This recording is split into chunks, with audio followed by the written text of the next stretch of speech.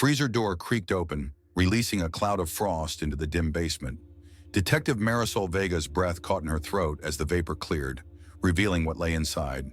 It wasn't food storage that greeted her eyes. It was the rigid, ice-crystallized face of Victor Halloran. "We've got him," she whispered to her partner, her voice barely audible over the freezer's mechanical hum. 2 years after his mysterious disappearance, the $300 million lottery winner had been found, not living lavishly on a private island, not hiding from the pressures of sudden wealth, but murdered and preserved like meat in his brother-in-law's basement. The body showed signs of blunt force trauma, his once warm smile now a frozen grimace. His skin had taken on the bluish pallor of deep hypothermia, his eyes still open in what appeared to be final moments of shock or betrayal. As crime scene technicians documented the macabre discovery, neighbors gathered outside the suburban home of Owen Mercer, the same neighbors who had waved to Owen for 2 years, never suspecting what lay beneath the floorboards of his meticulously maintained home. The same neighbors who had once celebrated Victor's incredible luck, now witnesses to its horrific conclusion. "He kept him here the whole time," one officer muttered, shaking his head in disbelief, "right under everyone's noses. How does someone who hit the jackpot end up in a freezer?" The question hung in the air like the chill emanating from Victor's frozen remains. Just 30 months earlier, local news had broadcast Victor's beaming face as he claimed his $300 million prize. "I'm going to help my family," he had promised, eyes bright with possibilities. This changes everything. It had indeed changed everything, just not in the way anyone expected. Money transforms people, this much we know, but does it transform them into killers or victims? The financial windfall that should have liberated Victor had instead sealed his fate in a frozen tomb. Detective Vega's investigation would soon reveal a complex web of family dynamics warped by sudden wealth. Bank records showed millions flowing through accounts.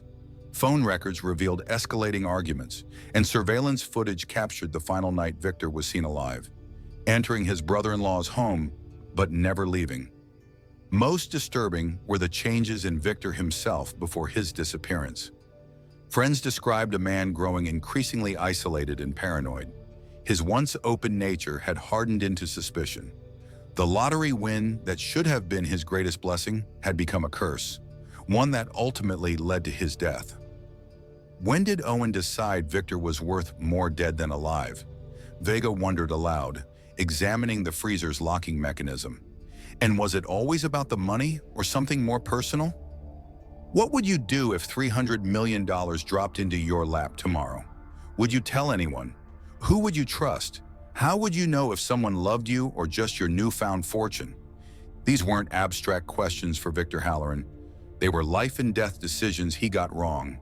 His story forces us to confront uncomfortable truths about human nature, about how wealth doesn't just change the person who has it, but everyone around them, about how quickly love can curdle into resentment, trust into suspicion, family into strangers. As we examine the frozen remains of a man who once had everything to live for, we're left with a chilling question. Is any amount of money worth dying for? And more disturbingly, is any amount worth killing for? Victor's story isn't just about murder. It's about what happens when ordinary people face extraordinary temptation, when the line between right and wrong blurs under the weight of millions, when family bonds freeze over, leaving nothing but cold calculation behind. Before the millions, before the freezer, before his face appeared on lottery billboards across the state, Victor Halloran was just another man trying to make ends meet in a world that rarely noticed him. At 42, Victor worked maintenance at East Valley Community College, the same institution where he had once dreamed of earning a degree. Life had other plans. His father's early death meant Victor left school at 19 to support his mother and younger sister. The college maintenance job came 15 years later, a cruel twist that placed him among the classrooms he once hoped to study in. Yet bitterness wasn't in Victor's nature. Colleagues remembered his unassuming presence, always the first to arrive, coffee thermos in hand, ready to tackle broken heating systems and flickering fluorescent tubes without complaint. His Navy work uniform, always pressed despite its wear, reflected a man who took pride in even mundane responsibilities. Victor fixed things others wouldn't notice were broken, recalled the college dean. He'd replace light bulbs before they burned out. He knew which doors would stick when it rained. He anticipated problems rather than waiting for them to occur. This anticipatory care extended beyond his job. Victor volunteered at the local animal shelter on weekends, walking dogs nobody wanted to adopt. He maintained his elderly neighbor's lawn without being asked. His kindness manifested in quiet actions rather than grand gestures, a trait that would later make his lottery win seem like cosmic recognition of an overlooked good man.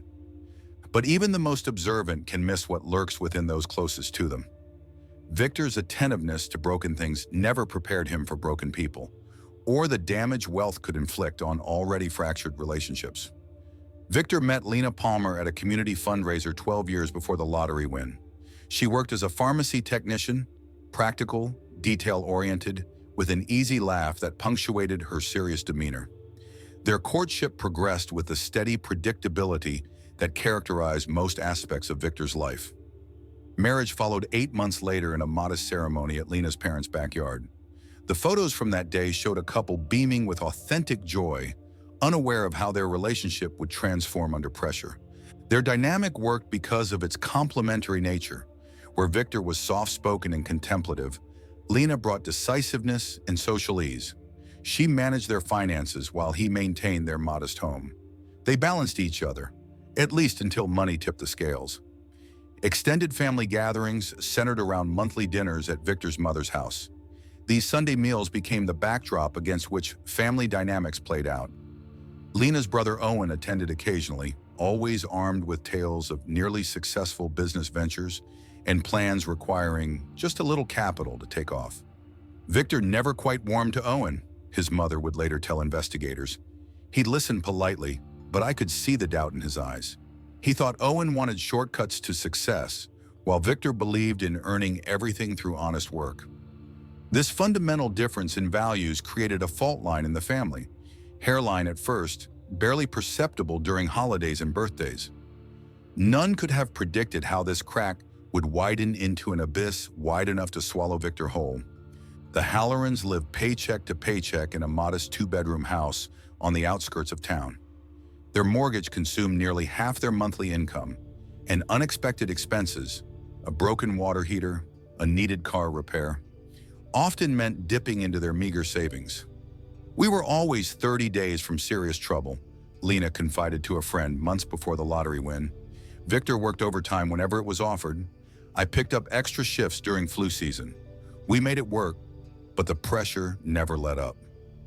Despite these constraints, Victor nurtured modest dreams. He kept a folder labeled "Someday" tucked in his desk drawer.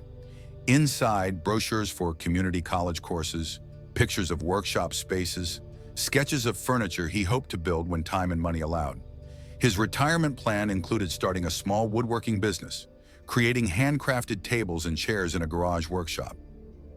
Victor saw wealth differently than most, his best friend explained.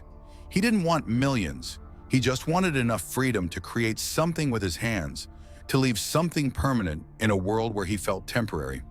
The cruel irony, when hundreds of millions finally gave him the means to fulfill these humble aspirations, it simultaneously destroyed any chance of their realization. Money answered prayers Victor had voiced while ignoring the one he hadn't, to keep his life intact. The ticket sat on Victor's kitchen counter for 3 days before he checked the numbers. It was a Tuesday evening routine: pasta dinner, local news, then verifying another week of lost dollars on the slim chance of striking it rich. Except this time, the numbers matched: 6-19-24-37-42-51. Victor stared at the screen, then back at his ticket. He blinked hard, certain his eyes were playing tricks. They weren't. "Lena!" he called, his voice barely audible, then louder. "Lena!" She rushed in from the bedroom, alarmed by the unusual tone in his voice. "What's wrong?" Victor couldn't speak. He simply pointed at the ticket, then at the television. Lena looked between them, her expression shifting from confusion to disbelief. "That's not possible," she whispered. But it was. $300 million. More money than either of them could comprehend. That night transformed their modest home into a fortress of whispered possibilities. They stayed up until dawn, making lists of dreams suddenly within reach. A workshop for Victor, retirement for both, helping Victor's mother, traveling to places only seen in magazines. "We need to be smart," Lena cautioned, her pharmacy technician's precision already calculating potential pitfalls. "This changes everything." Victor nodded, but his thoughts drifted to the good he could do. Community center donations, animal shelter improvements, college scholarships. His generosity, previously limited by resources, now had limitless potential. They celebrated with champagne purchased from the corner store, the same store where Victor had bought the winning ticket. It was their last anonymous outing, though neither realized it at the time. Their final moments of normalcy, captured in the quiet clink of grocery store flutes and nervous laughter in their kitchen. The Lottery Commission's press conference thrust Victor into an unwanted spotlight. Cameras flashed as he accepted the oversized check. His shy smile beamed into homes across the country. Headlines declared, "Maintenance man strikes gold," and "From fixing pipes to financial freedom." Within hours, Victor's ordinary life dissolved into public property. Reporters camped outside their home. Strangers recognized him at gas stations. His phone buzzed constantly with interview requests and congratulatory messages from people he barely remembered. The narrative constructed around him both flattered and falsified. News outlets emphasized his working-class background, painting him as the perfect lottery winner, humble, hardworking, deserving. They crafted a rags-to-riches story that simplified his existence into a moral parable about karma and perseverance. "It's strange," Victor confided to his mother weeks after the win. "They talk about me like I'm a character in a movie, not a real person." Local reactions proved equally complicated. While many expressed genuine happiness for the Hallorans, undercurrents of envy rippled through their community. Longtime acquaintances suddenly remembered childhood connections. The pastor requested donations for church renovations. The college dean suggested an endowed scholarship bearing Victor's name. Public fascination with newly minted millionaires revealed an uncomfortable truth. Society simultaneously celebrates and resents those who obtain wealth through luck rather than labor. The community that once valued Victor for his reliable nature now valued only his financial potential. The first subtle shift came during a family dinner 1 month after the win. Victor's mother noticed how conversations stopped when he entered rooms, resuming with artificial cheerfulness. His nephew asked for help buying a car. His cousin mentioned business troubles that just a small loan could solve. "Everyone seems different," Victor told Lena that night. "Or maybe I'm different." "Both," she replied, her expression troubled. "Money changes the equation." Lena's brother Owen arrived unexpectedly the following weekend, armed with investment proposals and financial advice. His previously sporadic visits became regular occurrences, each bringing new ideas for Victor's fortune. "You need guidance," Owen insisted during one such visit. "People will try to take advantage. You can trust family."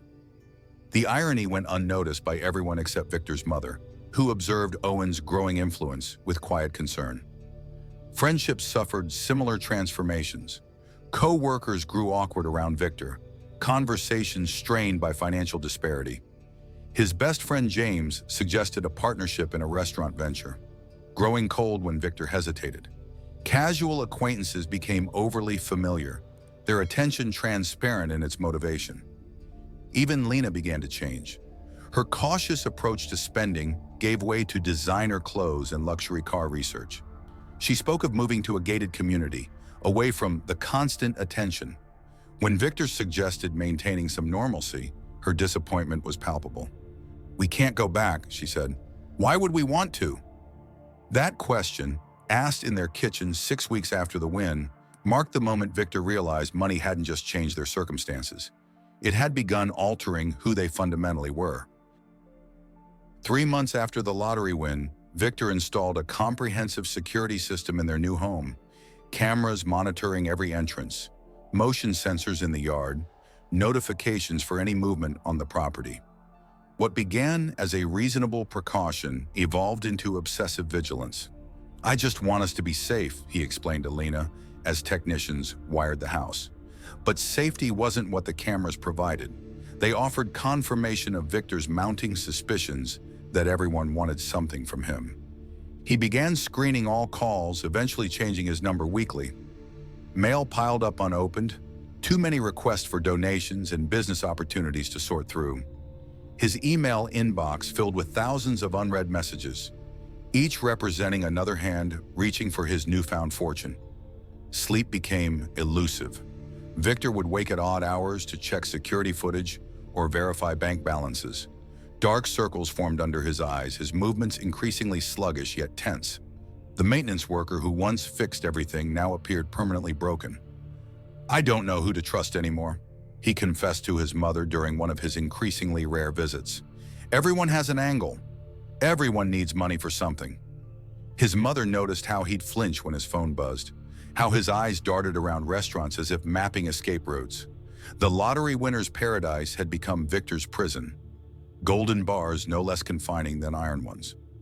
The isolation deepened when Victor began working from home, converting the basement into a workshop where he could avoid public interaction. Woodworking tools remained largely untouched as he instead spent hours researching investment fraud and lottery winner tragedies on his computer. "I'm protecting what's mine," became his mantra, repeated to justify each new withdrawal from normal life. The cameras, the canceled social engagements, the growing distance between himself and everyone who once mattered, all necessary sacrifices to guard his wealth. Yet with each protective measure, Victor locked away pieces of himself alongside his millions. The Victor who volunteered weekends at animal shelters vanished, replaced by a man who donated large sums, but never his time. His generosity, once expressed through personal connection, transformed into impersonal transactions, checks written to charities but no hands-on involvement.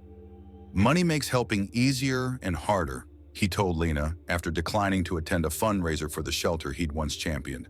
"I can give more than ever before, but everyone wants so much more than I can give." His legendary patience evaporated in daily interactions. The man who calmly fixed temperamental heating systems now snapped at minor inconveniences. Small frustrations, a delayed delivery, a misunderstood instruction, triggered disproportionate anger as if each represented a larger betrayal. Lena witnessed this metamorphosis with mounting concern.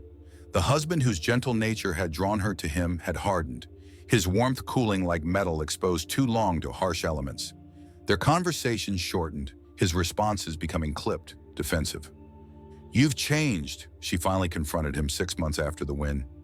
"Everyone has," he replied without looking up from his laptop. "At least I'm honest about it."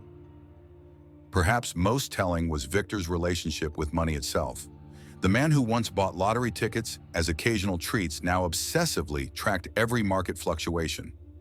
His financial advisors received daily calls demanding explanations for minor portfolio changes. The wealth that should have freed him instead became another full-time job, one that consumed rather than compensated. James, his oldest friend, attempted an intervention after Victor missed his son's graduation party.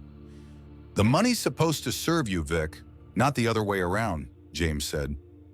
Victor ended the friendship that day, convinced James's concern masked jealousy. Another relationship sacrificed on the altar of suspicion. Dr. Rachel Morrison, psychologist specializing in financial psychology, explains that Victor's experience represents classic sudden wealth syndrome, a constellation of psychological symptoms affecting those who acquire large sums of money in compressed timeframes. "The human brain isn't wired to process extreme financial transitions," Morrison notes. "Our neural pathways develop around consistent experiences. When someone like Victor jumps from paycheck to multimillionaire status overnight, it creates cognitive dissonance. This dissonance manifests in recognizable patterns: isolation from pre-wealth social circles, hypervigilance regarding financial security, personality changes including increased suspicion, and difficulty maintaining intimate relationships. Lottery winners face unique challenges because their wealth isn't earned gradually, explains financial therapist Marcus Chen. There's no learning curve, no adaptation period. Tuesday, you're working maintenance. Wednesday, you're managing hundreds of millions. The psychological whiplash is profound. Studies tracking lottery winners reveal concerning statistics: heightened rates of depression, anxiety disorders, substance abuse, and relationship dissolution within 3 years of major windfalls. The money that promises liberation often delivers constraint in unexpected forms. Many winners describe feeling like imposters, Morrison continues. They haven't developed the identity structures to incorporate extreme wealth into their self-concept. This creates internal conflict. They know they should be happy, but instead feel overwhelmed, anxious, even guilty. For someone like Victor, already predisposed to caregiving and fixing problems, sudden wealth creates impossible expectations. He can now theoretically solve everyone's problems, but practically cannot satisfy the endless requests without depleting himself emotionally and financially. The cruelest aspect, Chen concludes, is that those suffering most from sudden wealth syndrome rarely seek help. After all, wealth problems aren't supposed to be real problems. This leaves them isolated exactly when they need connection most. Owen Mercer entered rooms like he owned them. Shoulders back, smile ready, handshake firm. At 45, 3 years older than his sister Lena, he carried himself with the confident air of success despite never having achieved it. His tailored shirts and expensive watches projected prosperity. His leased luxury cars suggested achievement, all carefully constructed mirages. The thing about Owen, Victor once told his mother, is that he looks like what people think money should look like. This observation came long before Victor himself knew what real money looked like. Family gatherings showcased Owen's charisma. He dominated conversations with anecdotes about celebrity encounters and business connections, stories that grew more impressive with each retelling. He possessed an uncanny ability to make everyone feel both important and slightly inferior in his presence. Lena had always admired her brother, defending his extended absences and explaining away his frequent requests for temporary loans. Their childhood had forged a loyalty that bordered on blindness to his faults. When news of Victor's lottery win broke, Owen was the first family member at their door. His congratulations seemed genuine, his joy infectious.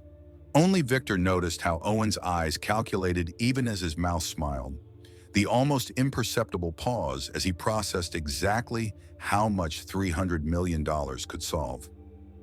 Family takes care of family, Owen declared that evening, arm around Victor's shoulders. And now more than ever, you'll need someone you can trust. Behind Owen's facade of success lay financial ruins: 3 failed restaurants, a collapsed real estate venture, and a string of investment schemes had left him drowning in debt. Credit cards maxed out, personal loans in collection, and a mountain of unpaid taxes formed the actual foundation of Owen's life. His business model relied on charm rather than competence. He excelled at convincing investors to fund his ventures, but lacked the discipline to execute them successfully. Initial enthusiasm inevitably gave way to mismanagement, followed by elaborate explanations for why more funding would solve everything. Owen doesn't fail, his ex-business partner explained to investigators later. He simply finds creative ways to transition out of situations while leaving others holding the bag. Those others included friends, acquaintances, and increasingly professional lenders with less forgiving collection methods. 2 weeks before Victor's lottery win, Owen had received threats from creditors suggesting physical consequences for continued non-payment. What distinguished Owen from ordinary failed entrepreneurs was his remarkable ability to land on his feet. When one venture collapsed, he immediately pivoted to another, approaching new potential investors with undiminished confidence. He viewed relationships purely as transactions. People were either useful or irrelevant. This opportunistic approach extended to family. Owen had borrowed $15,000 from Lena and Victor 3 years earlier for what he described as a guaranteed return investment. The money vanished, the investment proved fictional, and the temporary loan became permanent. Yet Lena still answered his calls, still believed in his potential. Victor's lottery win wasn't just good fortune for Victor. It represented Owen's salvation, a debt-clearing, reputation-restoring opportunity. All he needed was access and influence. Owen's infiltration began subtly. Weekly visits became daily phone calls. Casual financial advice evolved into urgent investment proposals. He positioned himself as Victor's shield against opportunists, irony completely lost on Lena. You need someone watching your back, Owen insisted. Everyone wants a piece of you now. His strategy targeted Victor's growing paranoia. Each time Victor mentioned a suspicious request, Owen validated and amplified his concerns. "They're all after your money," became his refrain, conveniently excluding himself from "they." With Lena, Owen employed different tactics. He reminisced about childhood, reinforcing their bond through shared memories. He appealed to her protectiveness toward Victor, suggesting that his financial expertise could safeguard their future. Most effectively, he flattered her newfound status, encouraging lifestyle upgrades that increased her dependence on maintaining wealth. "You deserve this," he'd tell Lena, admiring her designer purchases.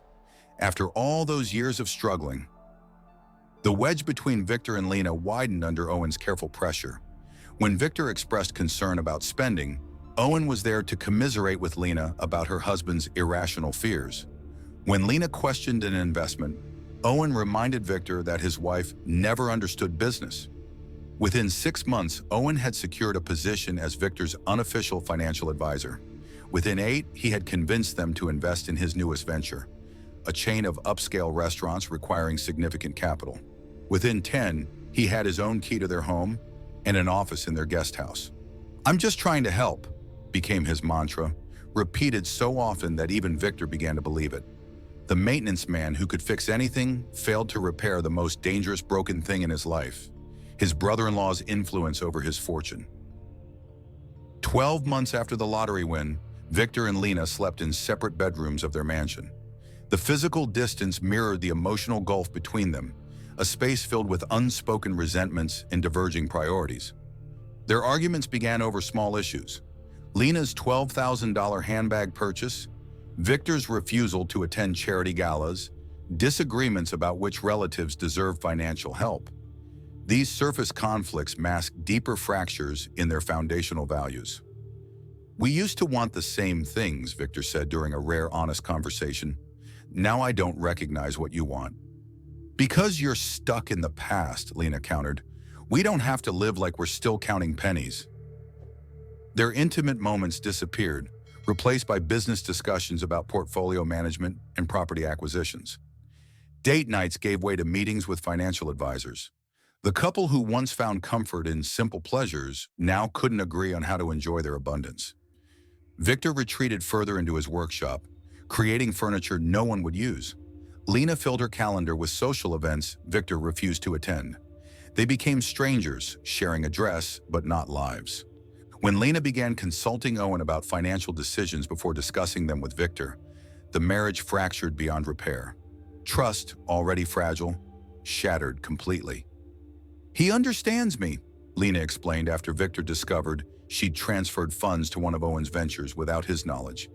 "He understands your money," Victor corrected, the distinction lost on his wife. Sunday dinners at Victor's mother's home, once warm family traditions, transformed into battlegrounds. Every gathering featured new requests, thinly disguised as casual conversation. "My son's college tuition is due," Victor's cousin mentioned while passing potatoes. "Such a burden these days." "My roof needs replacing," his aunt sighed. "If only I had a fraction of what some people have." Each request forced Victor to play gatekeeper to his own fortune. Each rejection labeled him as stingy despite his generous gifts. College funds established, medical bills paid, mortgages cleared. The problem wasn't Victor's unwillingness to share, but the insatiable appetite of those around him. His mother watched with growing alarm as family members she'd known for decades transformed into petitioners at her son's court. "They don't see you anymore," she told Victor privately. "They see dollar signs where your face used to be." Owen's presence at these gatherings complicated dynamics further. He positioned himself as family mediator, the reasonable voice between Victor's increasing caution and relatives' escalating demands. This manufactured middle ground gained him allies among family members who received nothing from Victor but promises from Owen. "Your husband doesn't understand family obligations," he told Lena after Victor refused to fund his nephew's startup. "But I can make him see reason." The power balance shifted subtly each week. Victor's authority over his own money diminished as Owen's influence expanded through a campaign of whispers and promises. 14 months after the win, Victor hired a new legal team without telling Lena. He revised his will, removing Owen as beneficiary and limiting Lena's access to certain accounts. He established trust with specific distribution conditions and safeguards against manipulation. "I need protection from those closest to me," he confided to his attorney. "They're the greatest threat." His paranoia, while extreme, wasn't unfounded. Victor discovered Owen had attempted to gain power of attorney over his accounts by claiming Victor suffered from mental health issues. Bank statements revealed unauthorized transfers from joint accounts to businesses connected to Owen. Small amounts taken frequently, adding up to millions. Victor began keeping detailed records of conversations and financial decisions. He installed hidden cameras in his home office, capturing discussions about his money when he wasn't present. The maintenance worker who once fixed broken doors now obsessively documented broken trust. Most significantly, Victor established a secret account containing nearly $30 million, unknown to Lena or Owen. The account information existed only in a safety deposit box at a bank across state lines, accessible through identification protocols known only to Victor and his private banker. "This isn't about greed," he explained in a video recording stored with his legal documents. "It's about survival. If something happens to me, this will reveal the truth." The measures offered financial security but destroyed his peace of mind. Victor became both protector and prisoner of his wealth, constantly vigilant against threats both real and imagined. 18 months after the lottery win, Victor discovered the truth about Owen's restaurant venture. The financial records revealed no actual construction, no hired staff, no purchased equipment, just millions transferred to offshore accounts linked to Owen's personal expenses. "You've been stealing from me," Victor confronted Owen in his home office on a rainy Thursday evening. "Every investment, every opportunity, it was all fraud." Owen's charm faltered momentarily before his expression hardened. "You don't understand business. This is how things work. Money moves around before results show." Victor slammed bank statements on the desk. $3 million to a shell company you control, another $2 million to pay off your personal debts. There is no restaurant chain. There never was. The confrontation escalated as Victor revealed his discovery of Owen's attempted power of attorney filing. He announced his intention to press charges for financial exploitation and fraud. The implications weren't just legal but social. Exposure would destroy Owen's carefully constructed facade of success. "I've contacted my attorney," Victor said, reaching for his phone. "This ends now." Owen's face transformed, the mask of confident businessman replaced by panic. His eyes darted to the heavy crystal award on Victor's desk, a recognition of Victor's charitable donations to the community college. In one fluid motion, he grabbed it. "You can't do this to me," Owen whispered, his grip tightening on the crystal. "After everything I've done for you?" The forensic evidence would later tell the story that Victor couldn't. Blood spatter analysis showed the first blow caught him by surprise, a downward strike while he was still seated at his desk. The crystal award connected with his temple, causing immediate disorientation. Victor managed to stand, evidenced by the blood trail and disturbed furniture. He attempted to reach the door, making it halfway across the room before Owen struck again. The second impact fractured Victor's skull at the back right quadrant. 3 more blows followed in rapid succession. The medical examiner determined Victor likely lost consciousness after the second hit, but remained alive for approximately 15 minutes afterward. During this time, security footage from the home system, later recovered by Detective Vega, showed Owen pacing, checking Victor's pulse, and making 3 phone calls. Most chilling was the footage of Owen calmly cleaning the blood splatter from the walls and carpet, using household cleaners from Victor's supply closet. He worked methodically, removing evidence while occasionally glancing at Victor's motionless form. The home office, once Victor's sanctuary, became his tomb. The space where he tried to protect his fortune became the place where that same wealth indirectly ended his life. The rich mahogany desk, the leather chairs, the framed financial documents, all witnessed the violent end of a man who simply wanted control over what was rightfully his. Owen's decision to use the freezer came after considering his options. Burial risked discovery through ground-penetrating radar. Disposal in water might result in the body surfacing. Dismemberment required skills he didn't possess.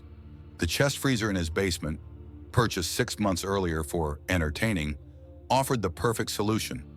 Cold temperatures would preserve evidence but also contain it. The basement's concrete construction minimized odors and sounds.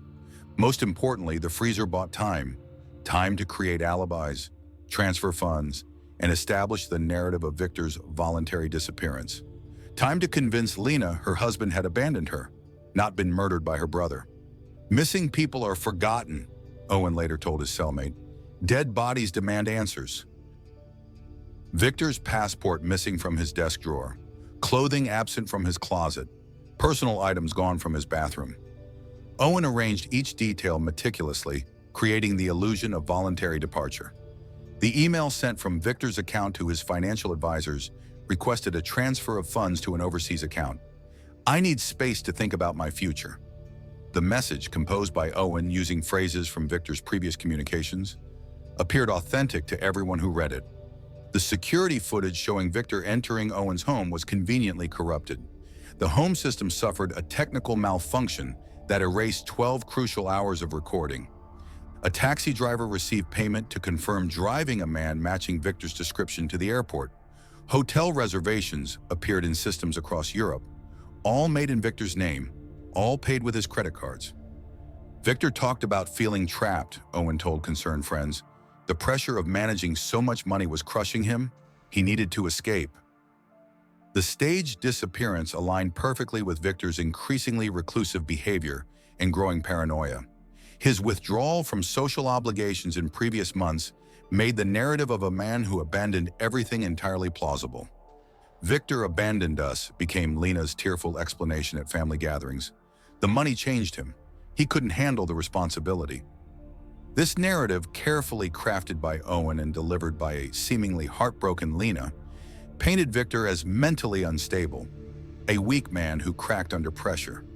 Each retelling added new details. Victor's supposed interest in starting over with a new identity, his complaints about family demands, his alleged statements about needing freedom from this prison of wealth. Owen positioned himself as the supportive brother-in-law, stepping in to help his devastated sister navigate abandonment. "I always worried the pressure might be too much for him," he would say, shaking his head in practiced concern. "Some people aren't equipped to handle real money." The question of Lena's complicity remained unanswered. Her public grief appeared genuine, yet private moments suggested otherwise.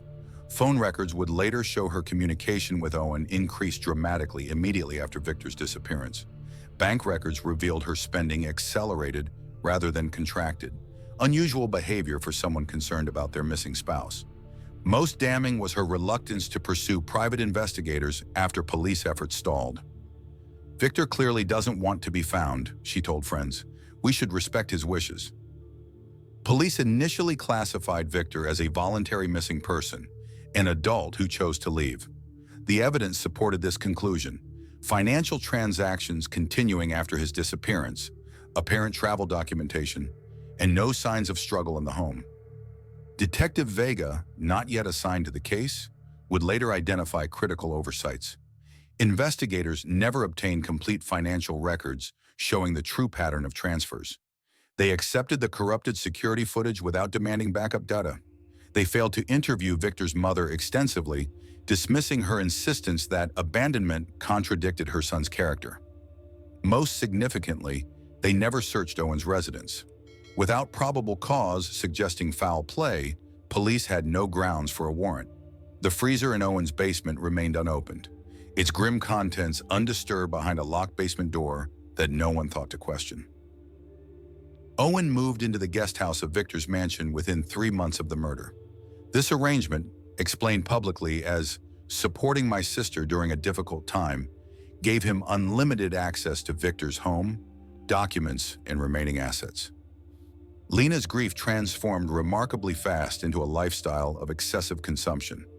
The wife who once managed household finances on a maintenance worker's salary now spent millions on jewelry, exotic vacations, and home renovations. Her social media accounts documented lavish parties in the home she had shared with Victor. Together, they established the Victor Halloran Foundation, ostensibly to continue Victor's charitable work.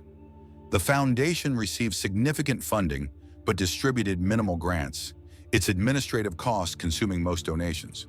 Owen drew a substantial salary as executive director. Their public dynamic shifted subtly.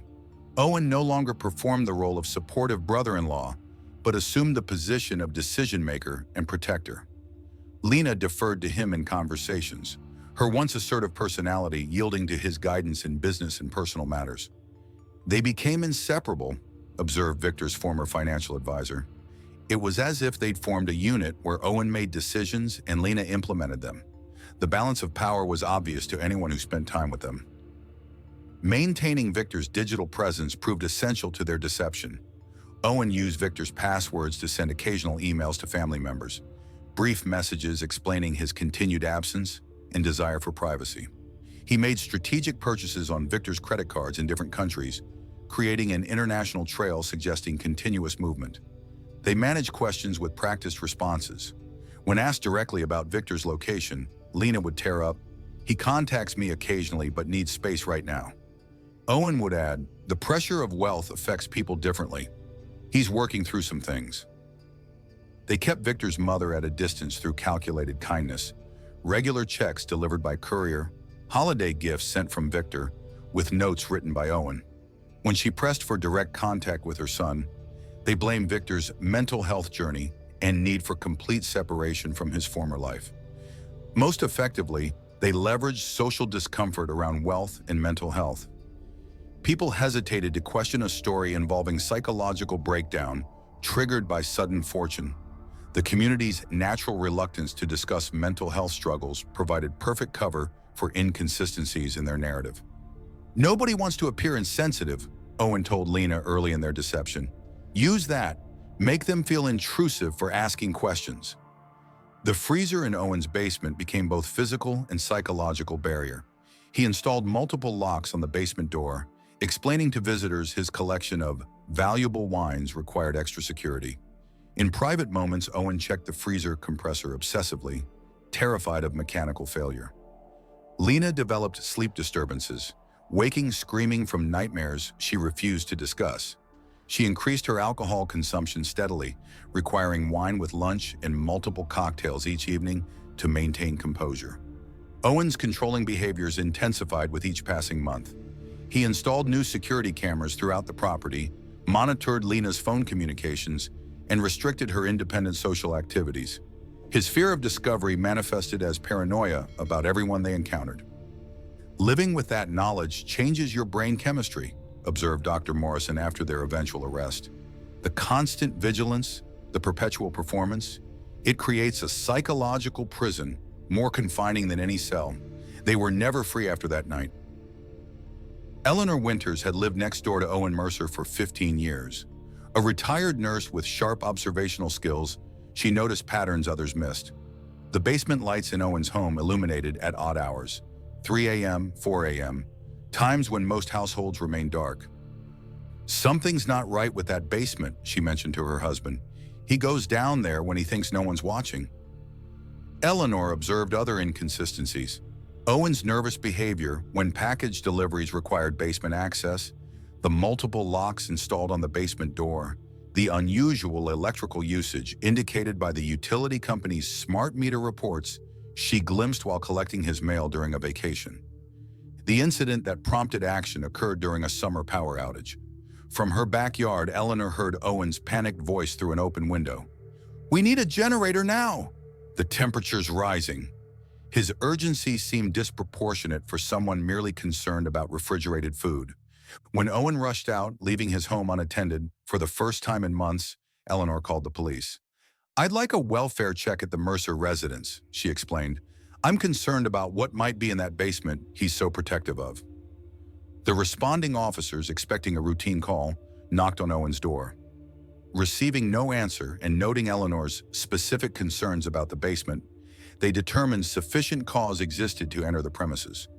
"They might have ignored me if I hadn't been specific," Eleanor later told detectives. "I made sure to mention the unusual electrical usage and his panic during the power failure. Those details convinced them something beyond ordinary privacy concerns might be involved."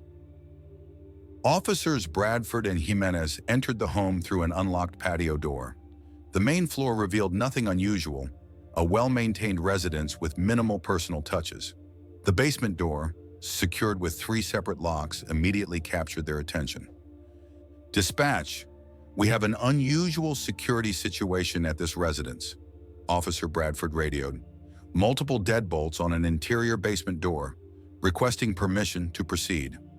After receiving authorization, they breached the door, revealing a windowless basement divided into 2 sections. The main area contained ordinary storage, holiday decorations, tools, unused furniture. A second door, also locked, opened into a smaller room housing a single chest freezer. "The humming was loud," Officer Jimenez later testified.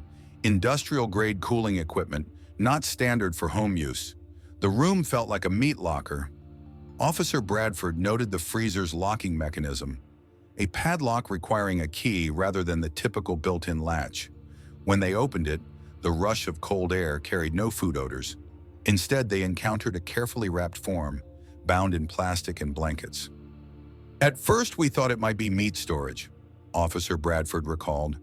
"Then we saw a human hand protruding from the wrappings." Unwrapping the outer layers revealed Victor Halloran's frozen remains. His body, preserved by extreme cold, showed visible trauma to the skull. His face, frozen in an expression of shock, remained recognizable despite 2 years of time passed.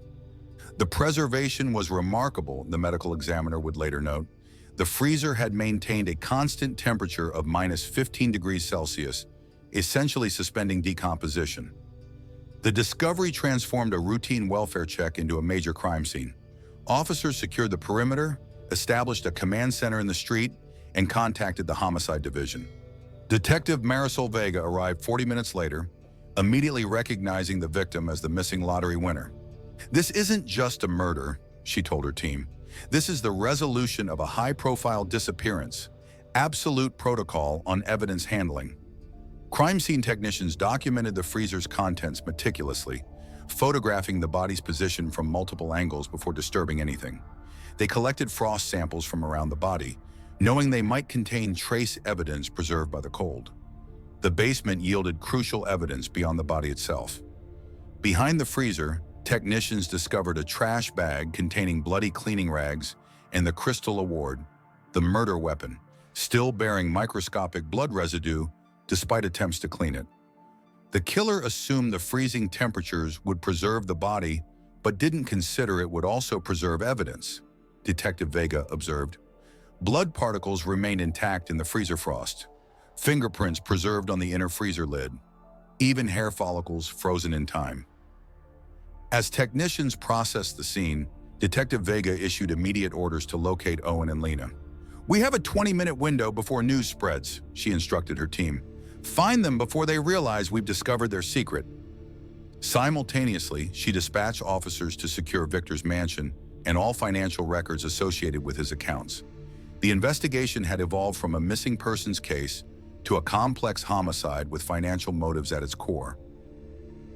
Detective Marisol Vega built her reputation solving cases others abandoned.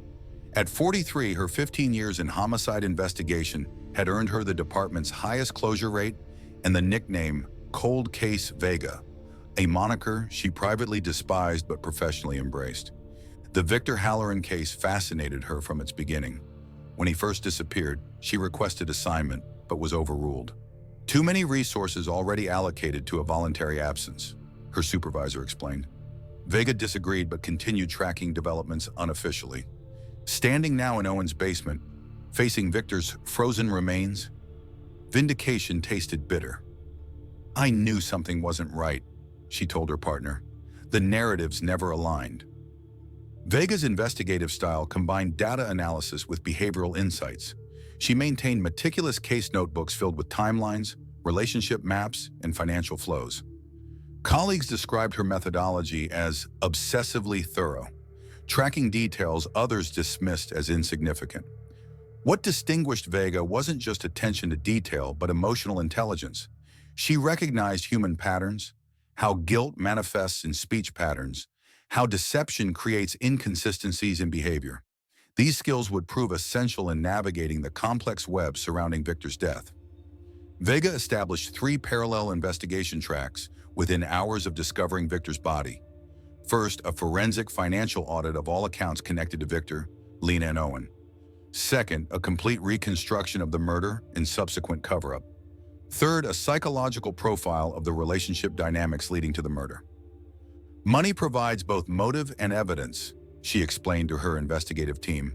Follow every dollar from the lottery win forward.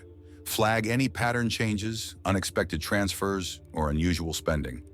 Her approach to interviewing broke traditional protocols. Rather than immediately confronting Owen and Lena with the body's discovery, she conducted preliminary interviews under the pretense of revisiting cold cases. This strategy revealed inconsistencies in their rehearsed narratives when they believed they weren't suspects. People prepare for questions they expect, Vega noted, ask what they don't anticipate, and watch the performance crack. She reconstructed the victim's movements methodically, creating a minute-by-minute timeline of Victor's final day. Security camera footage from neighboring properties, cell phone tower pings, and witness statements formed a comprehensive map of Victor's movements leading to Owen's home. Most critically, Vega recognized the importance of establishing trust with Victor's mother. Where previous investigators dismissed her concerns, Vega listened attentively to her descriptions of Victor's changing behavior before his disappearance. He was afraid of Owen, not leaving with him, his mother insisted. This insight redirected the investigation toward the power dynamics within the family rather than focusing solely on financial transactions. The freezer itself provided the most damning evidence. Despite Owen's careful cleaning, forensic analysis revealed blood traces in the freezer's drainage channel. DNA testing confirmed it belonged to Victor, contradicting Owen's claim of never seeing his brother-in-law the day he disappeared. Victor's secret recording system yielded the case's most shocking revelation. The maintenance worker who feared betrayal had installed hidden cameras in his home office. Cameras Owen never discovered. The footage, stored on cloud servers accessible only through Victor's private accounts, captured the fatal confrontation in its entirety. "We have the murder on video," Vega informed her supervisor, complete with audio of the argument about financial fraud preceding it. Financial records provided motive beyond doubt. Vega's team uncovered systematic theft. Owen had embezzled approximately $28 million through fraudulent investment schemes. More damning was the discovery of life insurance policies Owen had taken out on Victor with himself as beneficiary. Policies dated months before the murder. The final piece came from Victor himself. A scheduled email, programmed to send if he didn't reset it monthly, delivered a video statement to his attorney 2 years after his disappearance. "If you're seeing this, I'm likely dead, and Owen Mercer is likely responsible." The State versus Owen Mercer trial began 9 months after Victor's body emerged from its frozen tomb. The county courthouse, typically quiet, transformed into a media epicenter as the case captured national attention. Prosecutor Alexandra Winters built her case methodically, beginning with the freezer itself. Jurors visibly recoiled when shown photographs of Victor's frozen remains. The medical examiner's testimony detailed how the extreme cold had preserved evidence that would normally degrade, evidence that directly implicated Owen. The defendant believed freezing temperatures would hide his crime, Winters explained during opening statements. Instead, they preserved the truth. The courtroom fell silent when Victor's final moments played on screen. The hidden camera footage showing the argument, the Crystal Award lifted in anger, the brutal impacts. Several jurors wept. One requested a break. Owen stared straight ahead, his expression unchanged as he watched himself commit murder. Financial forensic experts testified about the elaborate money trails Owen had constructed. Their analysis revealed how he systematically drained Victor's fortune through fraudulent investment schemes, false business expenses, and direct theft. The prosecution established a clear motive. Owen killed Victor to prevent exposure of his financial crimes. The defense strategy centered on portraying Victor as mentally unstable, claiming the confrontation resulted from Victor's paranoid accusations rather than Owen's actual fraud. This narrative collapsed when prosecution produced Victor's meticulous financial records, documenting every unauthorized transaction. The trial's most shocking moment came when Owen's former cellmate testified about jailhouse conversations. "He told me freezing the body was the smart play," the witness recounted. "Said dead bodies demand answers, but missing people are eventually forgotten. Most damaging was Victor's posthumous video statement, recorded months before his murder. His calm voice filled the courtroom. "Owen is systematically stealing from me. If I confront him, I fear for my safety. If you're seeing this, my fears were justified." The jury deliberated for just 4 hours before returning a guilty verdict on all counts: first-degree murder, financial exploitation, fraud, and tampering with evidence. The judge sentenced Owen to life imprisonment without possibility of parole, citing the calculated cruelty of keeping his victim literally on ice while spending his money. Lena's role proved more legally complex. While evidence suggested she benefited from Victor's death through continued access to his fortune, prosecutors struggled to establish her direct knowledge of the murder. Text messages between Lena and Owen showed suspicious timing, but contained careful language that avoided explicit acknowledgement of the crime. "We have what we need now," she texted Owen the night of Victor's death. "Everything can move forward."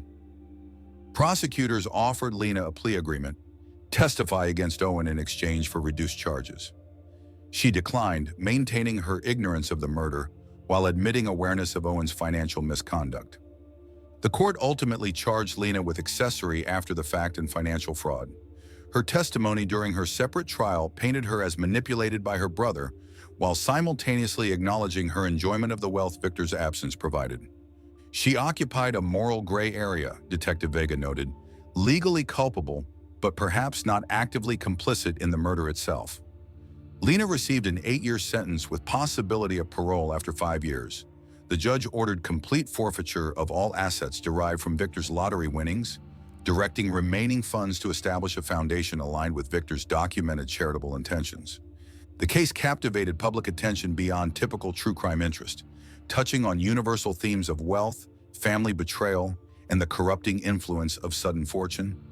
The frozen millionaire became shorthand for cautionary discussions about lottery winners. Financial advisors cited the case when counseling newly wealthy clients about establishing protective structures around windfall gains. Psychological experts examined the case as a textbook example of how money changes family dynamics. Universities incorporated the case into ethics curricula, prompting discussions about moral responsibilities accompanying sudden wealth. Victor's mother established a scholarship program for trade school students, honoring her son's roots as a maintenance worker. "Victor wanted to help people build secure futures," she explained. "His money can still accomplish that, even if he cannot." Eleanor Winters, the observant neighbor whose welfare call led to Victor's discovery, received the county's Citizen Vigilance Award. Her acceptance speech emphasized community responsibility. "Notice what happens around you. Question what doesn't make sense. Your attention might save someone." The freezer itself, following evidence processing, was destroyed rather than returned to circulation. A symbolic acknowledgement that some objects become too contaminated by association with evil to serve ordinary purposes again. 5 years after Victor's body emerged from the freezer, Owen Mercer remains in maximum security prison. Guards report he maintains precise routines, organizing his cell with borderline obsessive cleanliness. He refuses interviews but writes meticulous appeals, each denied by increasingly impatient judges. Fellow inmates keep distance from the freezer man, viewing his calculated preservation of his victim as particularly disturbing. Lena served 4 years before parole. She lives now in a modest apartment 3 states away, working as a retail clerk under her maiden name. The woman who once spent thousands on designer handbags now watches pennies, her remaining years of probation requiring financial transparency. Former friends report she never mentions Victor or acknowledges her complicity. Victor's mother converted part of his workshop into a memorial displaying his handcrafted furniture. She established the Victor Halloran Skills Foundation, which funds apprenticeships for young people entering trades. Victor believed in building things that last, she tells apprentices during orientation. Not just objects, but opportunities. Detective Vega keeps a small wooden box on her desk, the only piece Victor completed in his post-lottery workshop. Inside, she stores notes from particularly challenging cases. "Victor reminds me that truth eventually surfaces," she explains when asked about this unusual evidence keepsake. "No matter how deeply someone tries to freeze it." Eleanor Winters still watches her neighborhood with attentive eyes. Her vigilance has resulted in 3 additional welfare checks in different homes, one revealing elder abuse, another uncovering child neglect. Pay attention to patterns, she advises community watch groups. The abnormal hiding among normal routines reveals what people most want to conceal. Victor's case transformed how lottery commissions approach winners. 7 states now require financial counseling before prize distribution. 4 states permit complete anonymity for winners. Lottery officials routinely share Victor's story during winner orientation as warning rather than celebration. Financial psychologists cite the case when discussing sudden wealth syndrome with clients experiencing windfall gains. Victor Halloran didn't die because he won money, explains Dr. Morrison in her TED Talk on wealth psychology. He died because money revealed character flaws in those closest to him, flaws that existed before the first dollar arrived. The most profound lessons emerged from examining how quickly trust eroded within Victor's family. Money accelerated, but didn't create the breakdown. Owen's predatory nature existed before the lottery win. Financial pressure simply removed his restraint. Lena's materialistic tendencies preceded wealth. Abundance merely amplified them. Victor himself bears examination. His generosity came with insufficient boundaries. His trust extended without verification. His isolation prevented outside perspective that might have identified threats. His failure wasn't winning the lottery but approaching newfound wealth with the same mindset that served him in poverty. Wealth doesn't change people fundamentally, concludes a psychological profile developed from the case. It removes constraints that previously forced them to suppress their true nature. The wealthy person you become reflects the person you always were, just with greater freedom to express it. In Victor's workshop, dust gathers on tools that will never complete another project. Half-finished furniture pieces remain exactly as he left them. Potential never realized, beauty never brought to completion. His hands, once capable of transforming raw materials into functional art, were stilled at the height of their potential. The true tragedy isn't just that Victor died.